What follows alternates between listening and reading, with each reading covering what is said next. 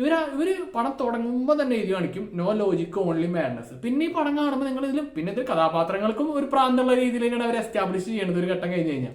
ചുരുക്കം പറഞ്ഞു കഴിഞ്ഞാൽ ഒരു പ്രാന്ത് എന്റർടൈൻമെന്റ്, ഒരു മാഡ് എന്റർടൈൻമെന്റ് ആ രീതിയിൽ തന്നെ നിങ്ങൾ പടത്തിനെ സമീപിക്കണം. എന്നാൽ നിങ്ങൾക്ക് എൻജോയ് ചെയ്യാൻ പറ്റും.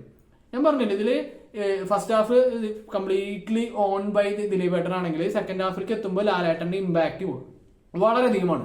ഒരു സ്ട്രോങ് ആയിട്ടുള്ള ഒരു സീക്വൻസിൽ മൂപ്പര് കടന്നു വരുന്നു. പിന്നെ ഇവർ ഒരുമിച്ചിട്ടുള്ള പാട്ട്, ഫൈറ്റ്, കാര്യങ്ങളൊക്കെ നല്ല രസമാണ് കാണാൻ.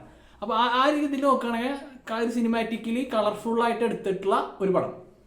അപ്പൊ നിങ്ങള് ഞാൻ വീണ്ടും വീണ്ടും പറയാൻ കാരണം എന്താ വെച്ചാൽ ചില റിവ്യൂസുകള് ഒരു എന്താ പറയാ ഈ ലോജിക്കില്ല അല്ലെങ്കിൽ ഇതൊക്കെയാണ് പടം എന്ന രീതിയിൽ ഇതിനെ സമീപിക്കുകയാണെങ്കിൽ എനിക്കറിയില്ല. ഞാൻ അങ്ങനത്തെ റിവ്യൂ ആണ് നിങ്ങൾക്ക് താല്പര്യം ഉണ്ടെങ്കിൽ യൂട്യൂബിൽ അതിനനുസരിച്ചുള്ള റിവ്യൂമാരുണ്ട്. അപ്പൊ ആ റിവ്യൂമാരെ അടുത്ത് പോയിട്ട് കണ്ടു കഴിഞ്ഞാൽ നിങ്ങൾക്ക് ആ റിവ്യൂ കാണാം. എന്റെ റിവ്യൂവിൽ എനിക്ക് പേഴ്സണലി എനിക്ക് എന്താണ് വർക്കൗട്ട് ആയത്, എനിക്ക് ലാലേട്ടന്റെയും ദിലീപേട്ടന്റെ ഒക്കെ കുറെ സീൻസ് വർക്കൗട്ടായി.